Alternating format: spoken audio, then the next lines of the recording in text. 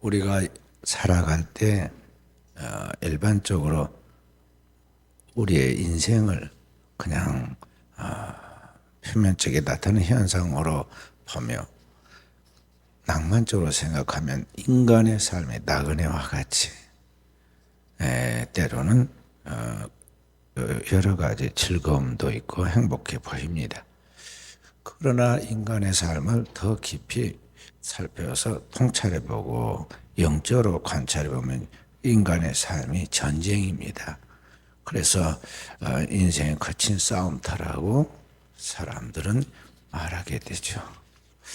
마치 동물의 왕국에 보면은 평상시에는 들판에서 사자와 또 어린 양들이 사슴들이 잘 풀을 뜯고 또 겉곁에서 놀고 어슬렁거리고 아무 문제가 없어 보입니다.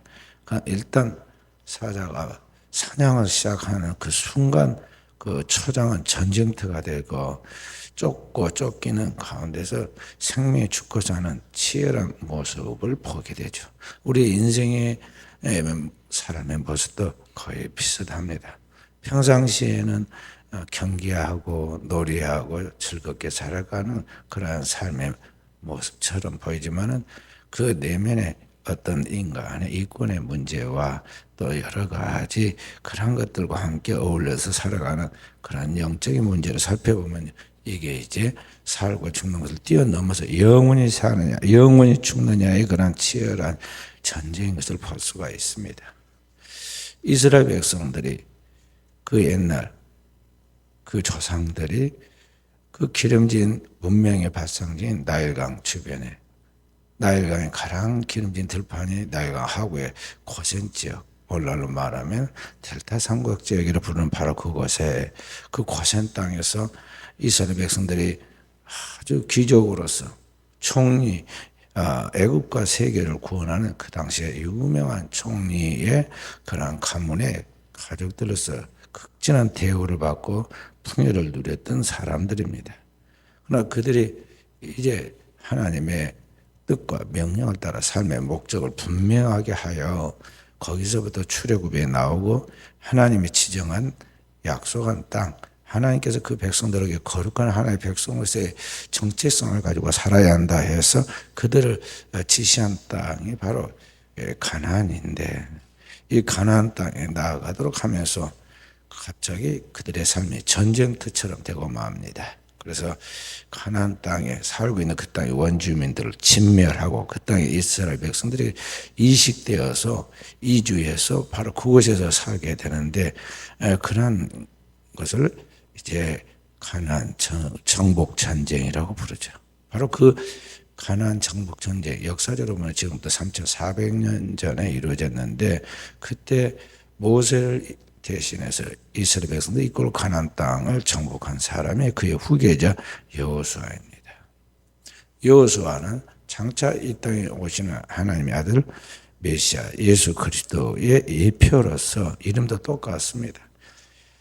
약속의 땅 가나안은 장차 우리에게 주어지는 영원한 하나님의 새 하늘과 새 땅인 그 하나님 나라의 예표이고 상징이고, 바로 그 땅에 예수 그리스도께서 인류를 구원해서 그 땅에 들어가게 하듯이 이 땅에 가나안에 들어가도록 하나님이 선택하여 훈련시켜서 모세를 대신하여 그 땅에 들어가게 한 사람이 여호수아입니다. 두 사람의 이름은 똑같이 그 백성을 자기 죄에서 구원하였다는 뜻의 이름을 가진 이름인데, 하나는 여호수아 히브리어고 하나는 예수스, 예수라는 헬라어입니다. 그래서 두 분은 거의 완벽한 그러한 구원자로서의 역할을 감당하게 되죠. 그런데 그러나 메시아의 예표로서 부름받은 여호수아가 가나안 정복 전쟁에서 딱 한 번 실수를 하게 되는데, 그것이 오늘 여기 본문에 나와 있는 휘족 속의 후손들인 여기 기본 백성들, 기본 땅에 머물고 있는 그 백성들에게 속임을 당한 것입니다. 그래서 하나님의 명령에 따라 그 땅의 백성을 진멸하라고 그랬는데, 그들의 문화, 종족, 언어, 혈통을 다 끊고 그 땅에 하나님의 백성들을 이식시키려고, 이주해서 거기서 새롭게 출발하게 하려고 그 백성들 진미라고 하였는데 도리어 그들과 조약을 맺고 그들을 살려주고 그들과 그의 후손들을 보호하는 사람으로 사명이 바뀌게 되죠. 왜 그런 실수를 했느냐? 왜 그들의 꾀임에 빠졌느냐? 이 세상 사람들이 그 단순한 속임수에 왜 여호수아 같은 사람이 넘어갔느냐? 오늘 성경은 14절에 그렇게 말하고 있습니다. 무리가 그들의 양식을 취하고는 어떻게 할지를 여호와께 묻지 아니하고, 그러니까 그들이 꾸며온 그런 곰팡이 난 양식, 그리고 헐고 낡은 신발과 그 푸대, 그리고 먹을 수 없이 쉬어버린 포도주, 그리고 그들의 머리에서 온 얼굴에서 그 표정에서 그들이 저 멀리서 왔다는 말에 입증하도록 그들이 초라한 모습, 그러면서 그들이 또 신이 말하기를 우리는 먼 데서 왔나이다. 그리고 그들이 겸손하게 보이는 태도, 우리는 여호와의 이름을 듣고 그분의 놀라운 그 역사를 다 알았기 때문에 우리가 조약을 맺고 함께 평화를 누리려고 왔습니다. 그들이 꾸며낸, 그러나 거짓이 아니라 사실이기도 하는데 멀리서 왔다는 말이 거짓말이잖아요. 그리고 그들 가운데 와서 화친을 청합니다. 처음에는 그들이 의심했습니다. 이스라엘 백성들이. 왜냐하면은 아무래도 그들이 이제 멀리서 온 것 같지 않고 그들 가운데 있을 것 같다는, 그렇지 않으면 여기 올 리가 없다고 생각하는 그들의 직감이죠. 그런데 그들이 계속해서 말하고 그들이 자신들이 멀리서 왔다는 입증하는 그런 증거물을 가지고 와서 이야기를 하니까 결국에는 설득당하게 되죠.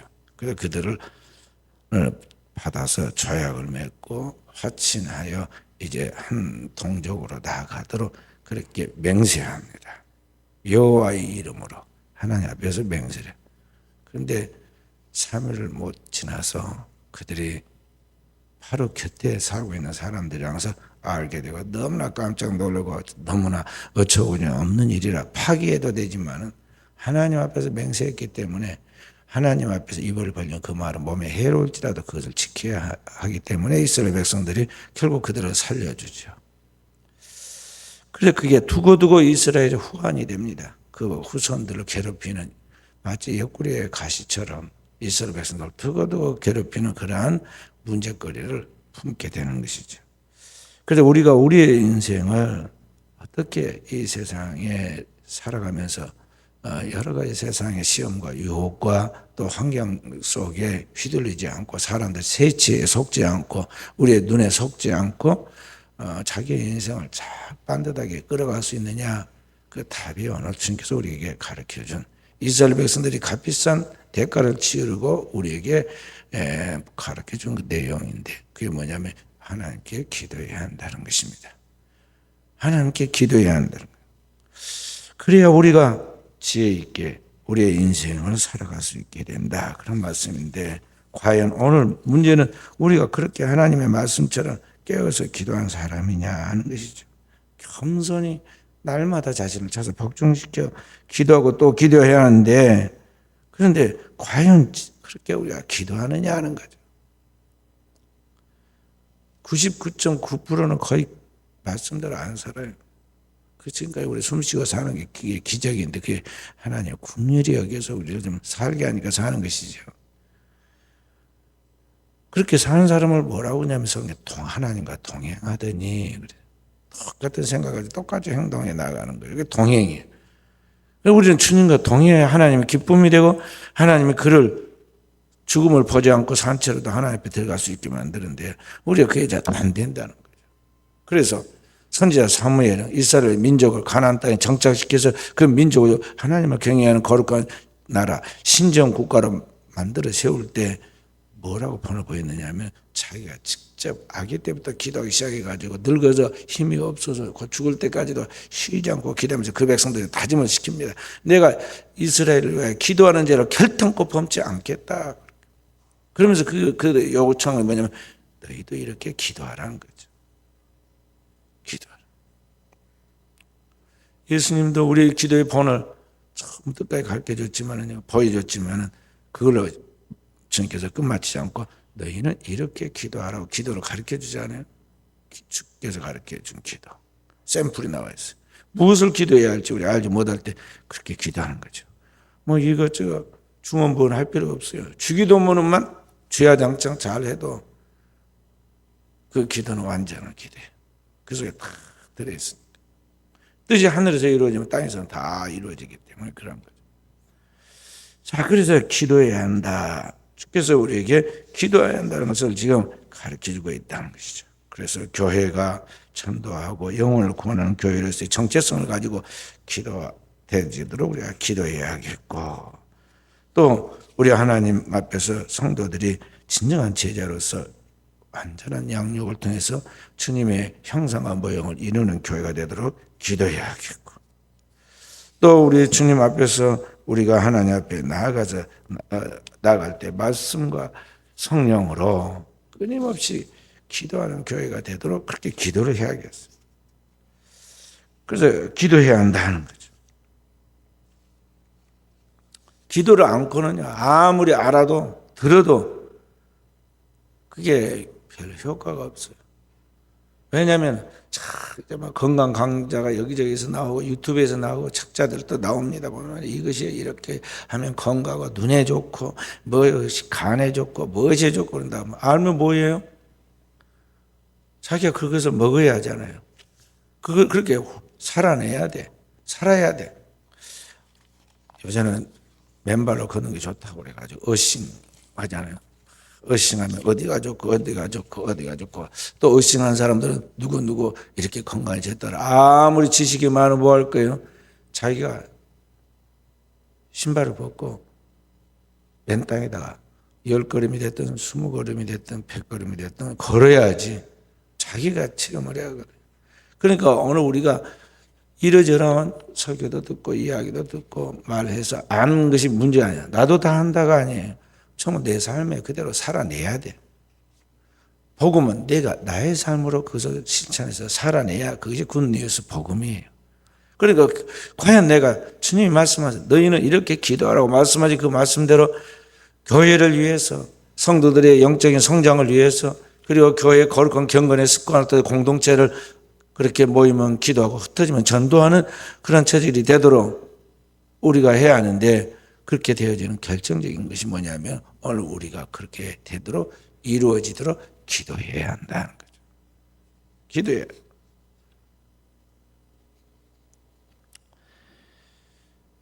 로마인 이야기를 쓴 시오노 나나미가 있는데, 그가 로마 시대의 지도자들을 평가했어요.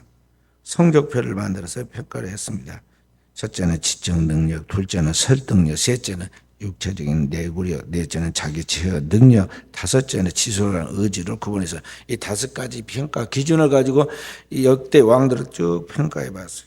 그랬더니 5개 항목에서 500점 만점을 맞은 사람은 아테네 시대의 전성기의 왕이었던 페리클레스하고 로마 제국의 기틀을 다진 줄리어스 시저뿐이었고,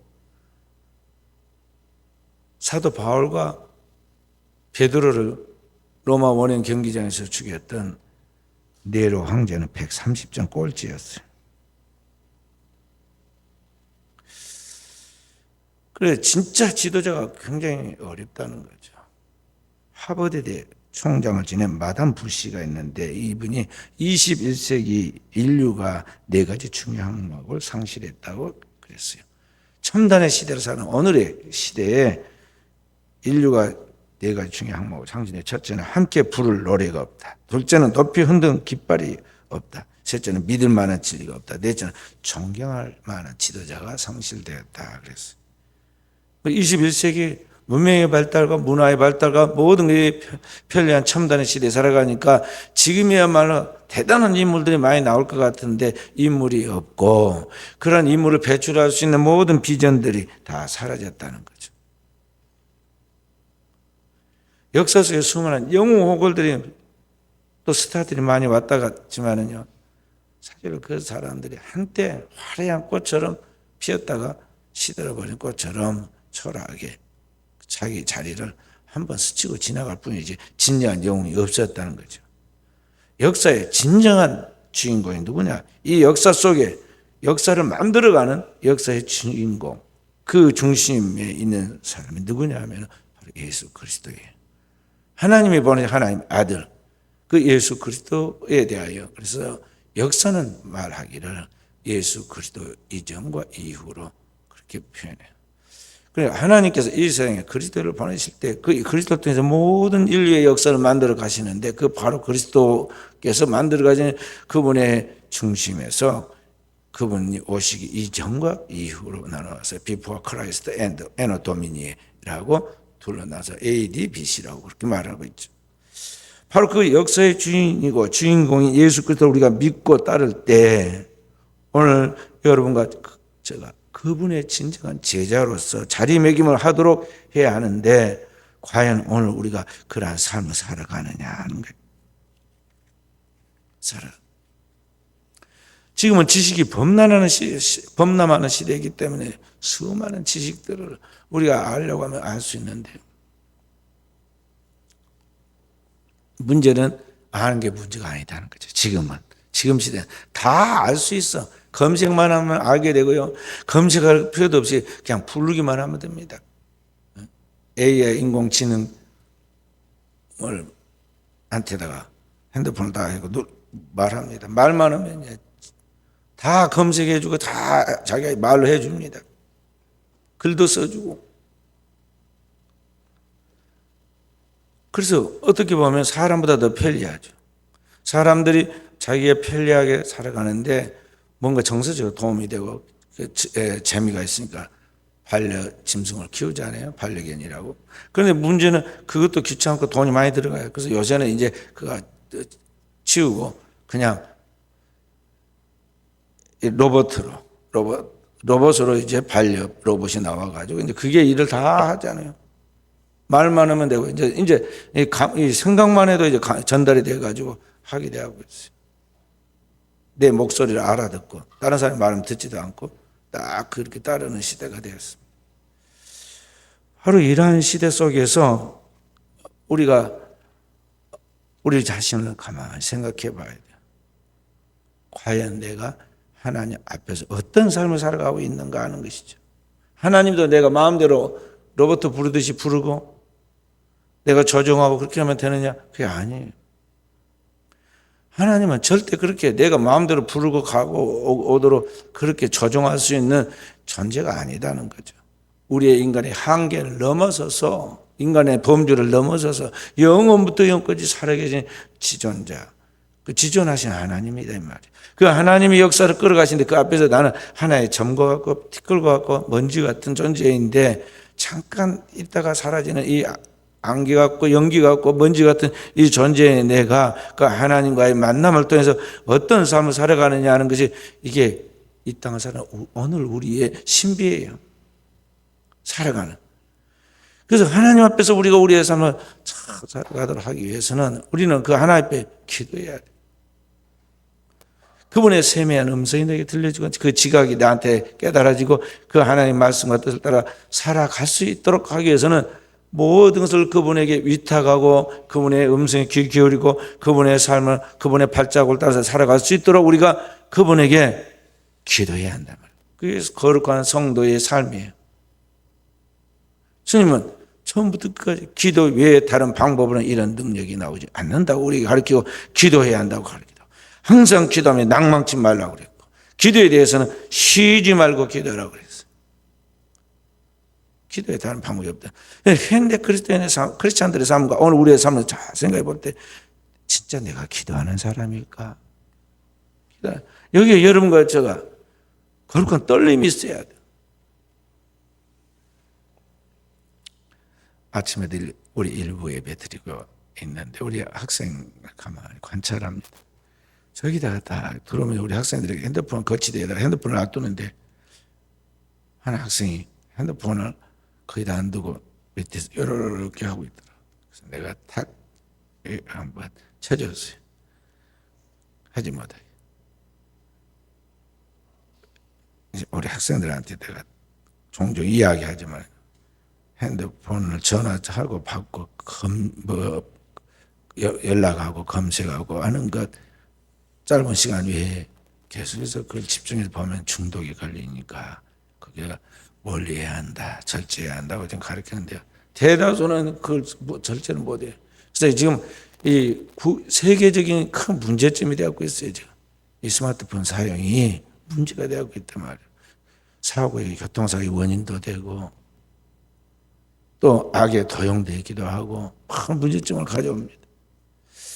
자, 그런 가운데서 오늘 우리는 고전적이면서도 확실한 전통을 따라야 하는데 그게 뭐냐면은 아무리 문명이 발달하고 이 문명의 도구가 발달해도 기도를 대신해 줄 수 있는 건 없어.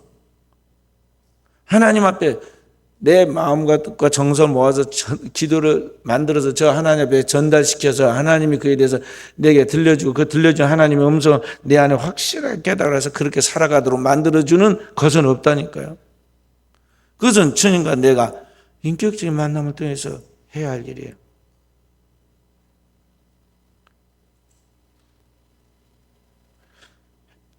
핸드폰이 없으면 막 불안해갖고 사람들이 막 가지러 가고 찾으러 가고 난리를 하잖아요. 근데 그날 기도를 빠뜨렸다고 누가 막 아웅바둥하면서 교회로 달려온 사람 내가 못 봤어. 못 봐. 밥을 먹으려고 누가 옆에 앉았다가 하면 말이죠. 아이고 내 핸드폰이 없네. 그리고 막 허둥지둥 어디다 두고 왔을까. 막 밥을 못 먹고 잡고 있다 그래서 내가 아마 내릴 때 차에다가 뒀을 거야. 옷에 있을 거라고 그랬더니 아 맞다고 나 옷에다가 뒀는데 내가 밥 먹을 내리면서 깜빡 잊으면 또 똑같은 사람 똑같은 그런 일들 내가 한 2주 사이에 또 두 번이나 봤으니까. 현대인들은 그렇게 핸드폰을 애지중지하고 그거 없으면 큰일 날 줄 알지만요. 없어도 아무 이상 없어. 지구는 돌아가고 해는 뜨고 다 일은 대대하고 있다니까. 그런데 우리는 거기다 목을 걸어. 이러한 것들은 현대의 그 삶의 하나의 문명과 문화의 그러한 습관이기도 하지만요. 버려야 할 것, 별로 따르지 않아도 좋을 것을 너무 목을 걸 필요는 없다는 거죠. 대신 정말 정신을 바짝 차리고 오늘 내가 기도를 안 하면 오늘 하나님 말씀을 깊이 묵상하지 않았으면 이게 큰일이 내 영성이 흐트러지고 오늘 내가 실수할 가능성이 많다. 그렇게 생각하고 막 매달리고 달려와서 기도하고 그래야 할 필요가 있다 이 말이죠. 기도해. 그래서 내 인생을 내가 지도하고 지배하는 것이 아니라 주께서 역사의 주인이신 그분이 만들어 가도록 내가 거기다 초점을 맞추고 나가는 거죠. 내가 거기다 최선을 다해서 나아가야 돼. 그때 하나님이 우리의 삶 가운데서 역사하신다 하는 것입니다. 소명이라는 기독교 베스트셀러에 저자 오스키니스라는 사람이 있는데 그가 쓴 글 중에 오직 한 사람의 관객이라는 제목의 글을 썼어요. 무슨 내용이냐면 이런 것이 우리 크리스찬은 오직 한 사람의 관계인 예수 그리스도를 위하여 인생의 무대에서 연극을 해야 한다. 크리스찬은 딱 한 사람의 나를 보고 있는 관객이 있는데 그 관객을 만족시키기 위하여 그 한 사람의 인정을 받기 위하여 내 인생의 모든 걸 다 동원해서 내 인생의 연극을 풀어가야 한다는 거죠. 근데 오늘 현대인들은 뭐냐면 너무나 많은 관객들이 있어서 그 많은 관객들을 충족시키고 그들에게 사랑받고 각광받기 위하여 사람들의 그 의식에 사람들이 나를 어떻게 볼까?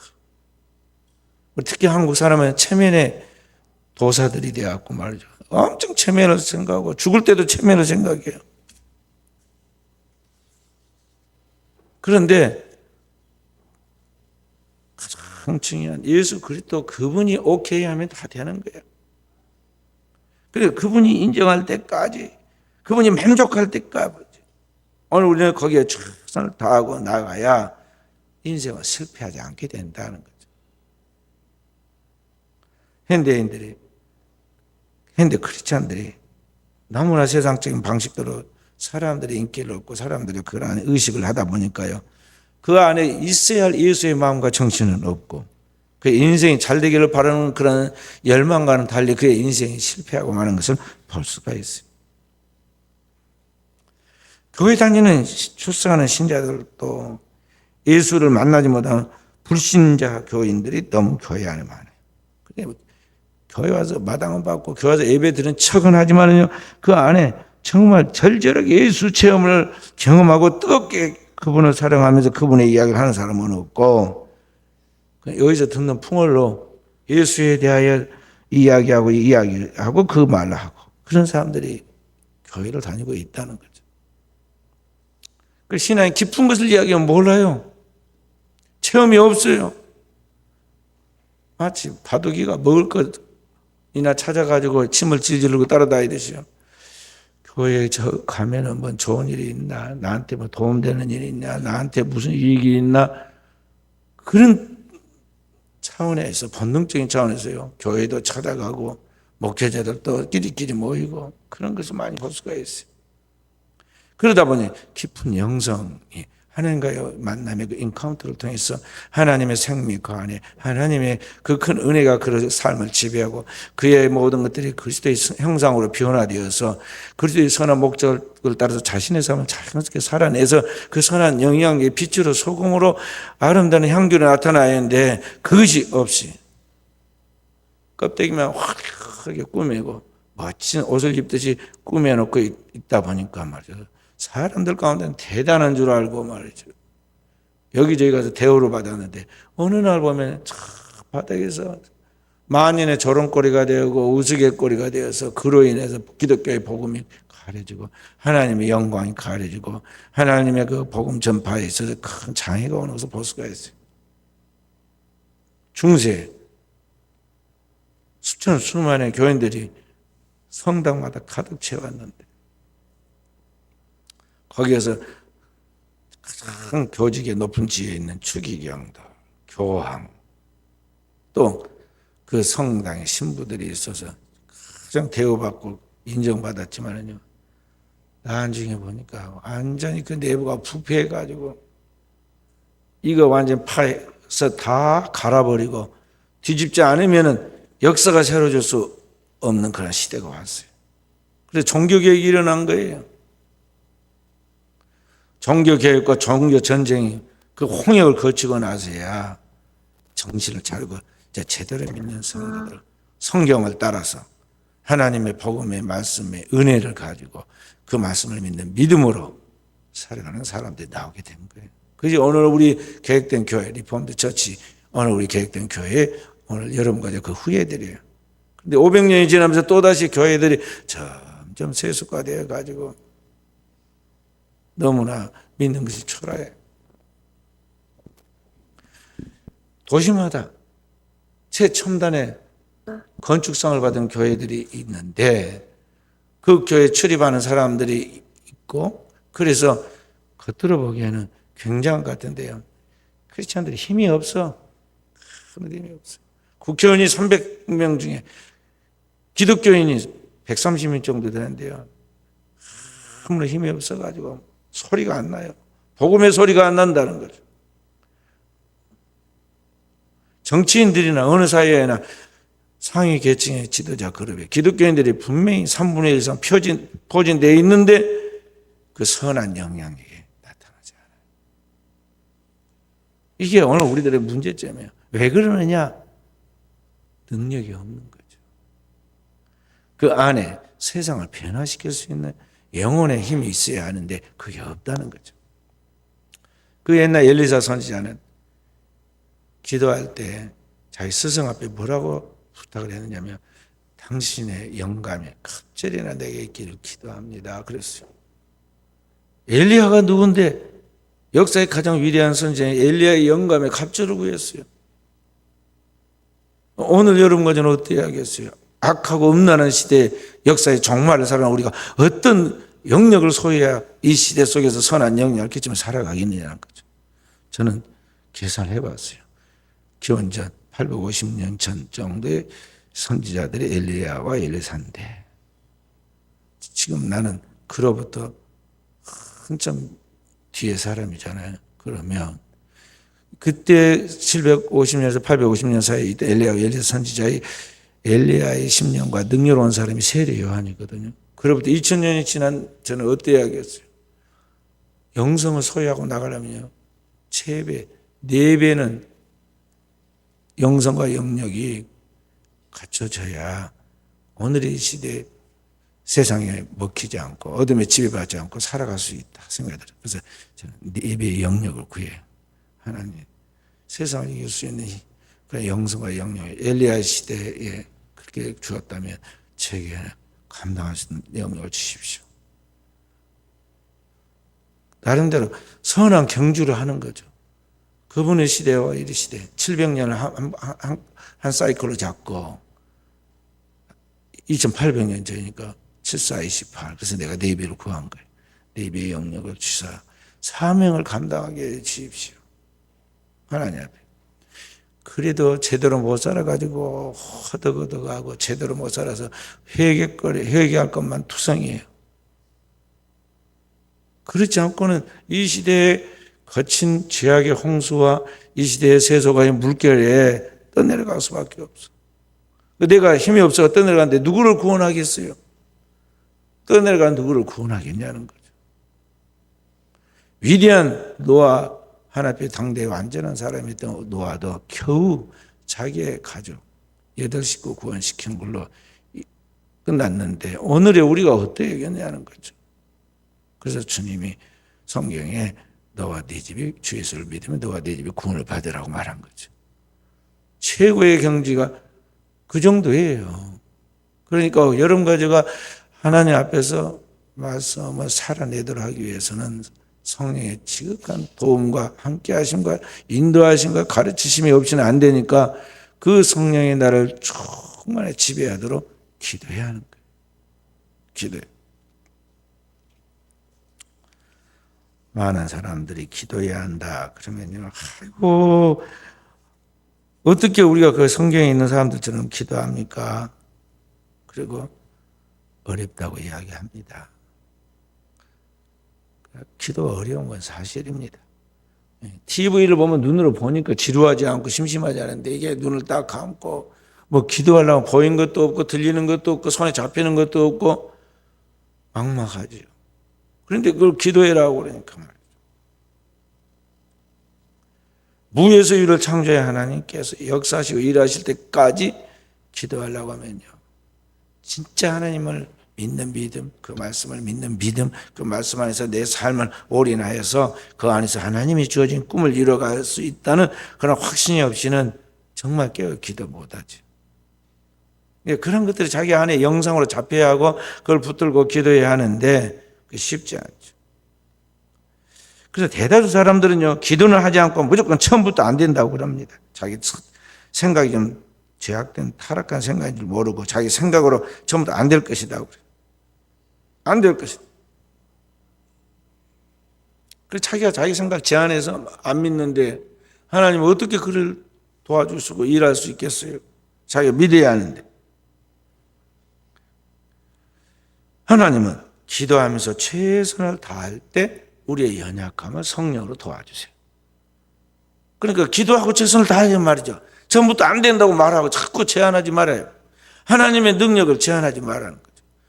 하나님을 대적해서 불신앙적인 언행을 하지 말라는 말이에요.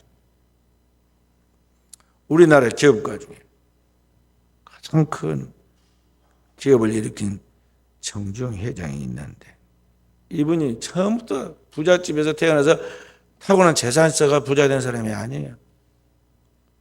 그런데 그분이 고물장수 이렇게 길거리 다니면서 쇠붙이 뭐 있으면 하여간 주워 담아가지고 갖고 왔다 팔아가지고 그 작은 돈들 모아서 거기서 키워가지고 그것을 현대 그룹을 만든 사람이잖아요. 이분이 현대 조선소를 만듭니다. 1972년도에 울산 미포만에 세계에서 제일 큰 조선소를 짓겠다고 공언을 하고 조선소를 진다고 그러니까 사람들이 다 곁에서 미쳤다고 그랬어요. 왜냐하면 배를 짓는 것은 보통 돈이 들어간 게 아닌데요. 돈도 기술도 경험도 명성도 아무것도 없는 그 어떻게 조선소를 짓겠어요. 그런데 그로부터 2년 후에 1974년도 6월 달에 조선소를 완공합니다. 조선소를 완공할 때 이미 20만 불이 넘는 대형 유조선 12척을 주문받아 나왔어요. 처음에 조선소를 짓겠다고 선언할 때 우리나라에는 배가, 쓸만한 배가 미군이 버리다시피 한 구축함이 있었는데 그걸 가져다가 썼어요.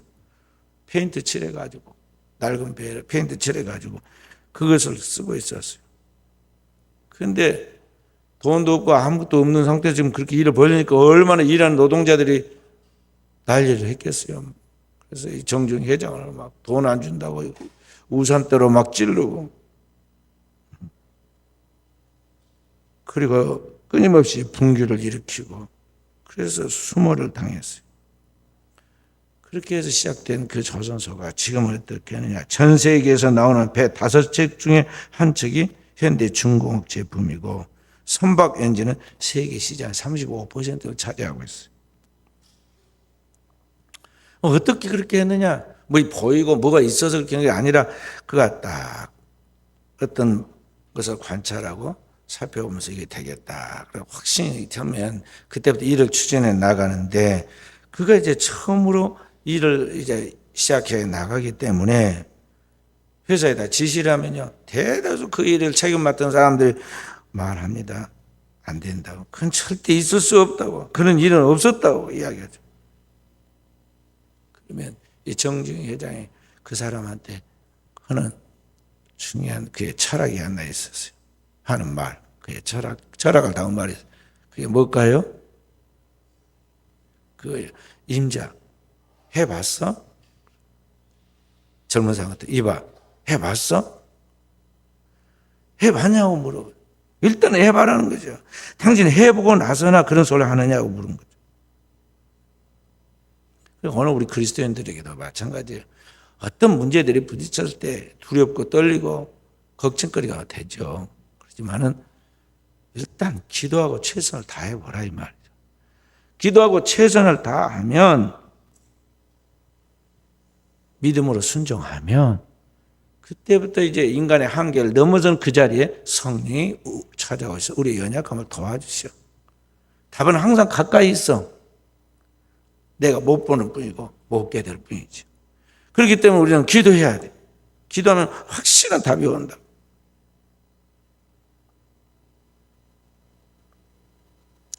기도할 때 역사의 주관자인 하나님께서 우리에게 하나님 뜻이 무엇인지 생각나게 하고 그 뜻대로 행할 수 있도록 힘을 주고, 그러한 가운데서 모든 나타나는 것이 내가 아니라 하나님이 하셨다는 것을 인정하게 될 때 영광을 앞에 돌리도록 모든 것을 주관해 주신다는 것이죠.